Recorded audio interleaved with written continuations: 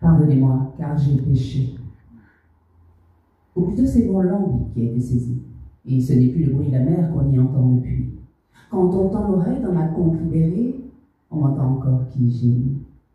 Pardonnez-moi, car j'ai péché. Et c'est con, mais j'ai aimé redemander ma fessée. Je me suis mise à genoux et ce n'était guère pour prier.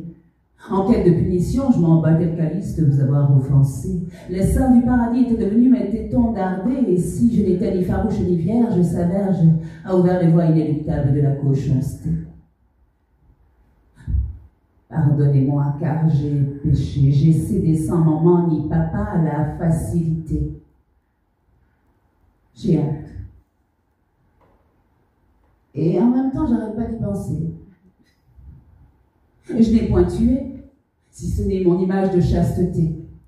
Je n'ai point trahi, si ce n'est toute la discipline qui m'a été enseignée.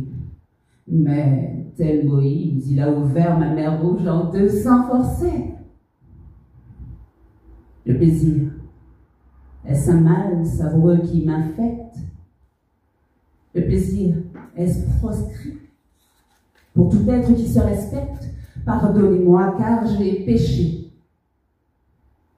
Désormais, je suis Marie-Madeleine, fraîchement dévergondée. Cet homme est ma Madeleine de Proust, fraîchement consommée.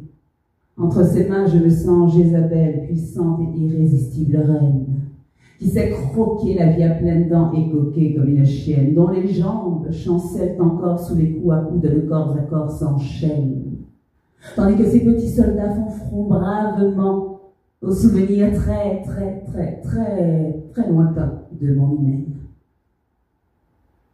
Pardonnez-moi, mon père, car j'ai péché. Désormais, je souhaite me confesser pour tenter d'expier ce souvenir de mon consenti comptapoté qui se complaît dans la concupiscence et la culpabilité. Non, n'insistez pas, je ne ferai pas de rime facile avec immaculé. Mais désormais, cette joie exceptionnelle m'habite et jusqu'alors elle était inexplorée.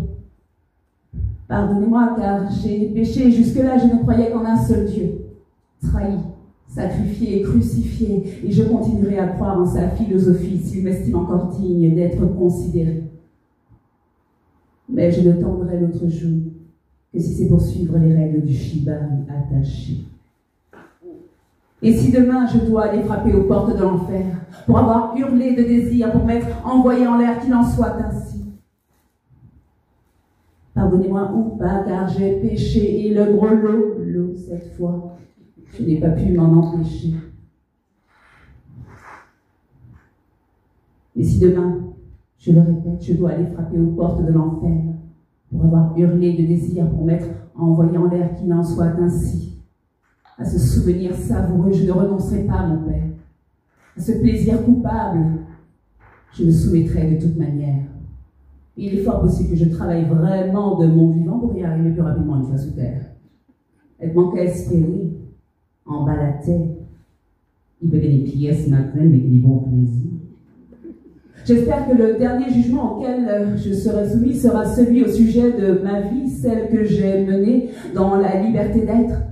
Le respect, la gaieté, parfois un peu de génie, clairement beaucoup de folie, et surtout, sans regret. Et ainsi, comme épitaphe, il y aura inscrit. C'était donc ça, vibrer. Maintenant, elle le sait. Et bien, puisse-t-elle enfin reposer en paix.